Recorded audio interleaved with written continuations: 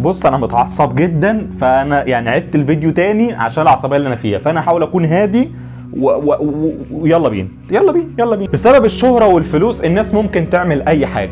فانا عشان اتشهر اعمل اي حاجة بقى،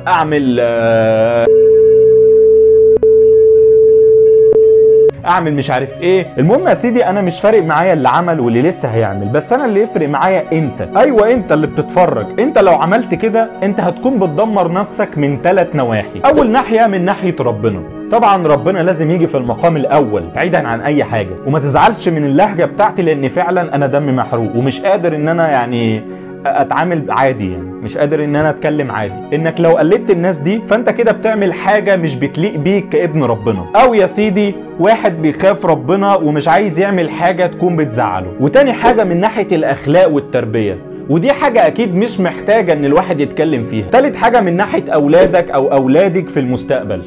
تخيل كده معايا لما ابنك يجي يسألك انت كنت بتعمل ايه يا بابا، او انت بتعمل ايه دلوقتي يا بابا على التليفون، هتقول له كنت بعقب ولا كنت برقص ولا كنت بعمل مش عارف ايه، ولا كنت بعمل ليبسنج على مش عارف ايه وكنت برقص بلبس مستفز؟ يعني خلوني ساكت. فلو انت فعلا حاطط في دماغك انك انت تعمل حاجة، فاعمل حاجة تكون بتفيد الناس، حاجة تكون محترمة ما تتكسفش منها لما حد يسألك انت بتعمل ايه. المشكلة التانية، ويا ريت حد من الاعلام يسمعني او من نقابة الممثلين يسمعني، يا ريت تنقوا الترندات او اصحاب الترندات اللي ينفع نستضيفها في برامجنا، يا ريت، او نقلدها على المستوى الشخصي زي ما اغلب الممثلين قلدت ترند انتش واجري. ليه بقى يا سيدي؟ لان كده حضرتك بتقول للشباب انك اعمل اي حاجة تافهة تجيب مشاهدات وسيب الباقي علينا، احنا هنشهرك وهنشغلك وهنديك فلوس وهنستضيفك في البرامج وهنعمل وهنعمل وهنعمل. واخيرا وليس اخيرا، حقيقي من كل قلبي يعني ربنا يكون في عون مصر الوقت اللي جاي.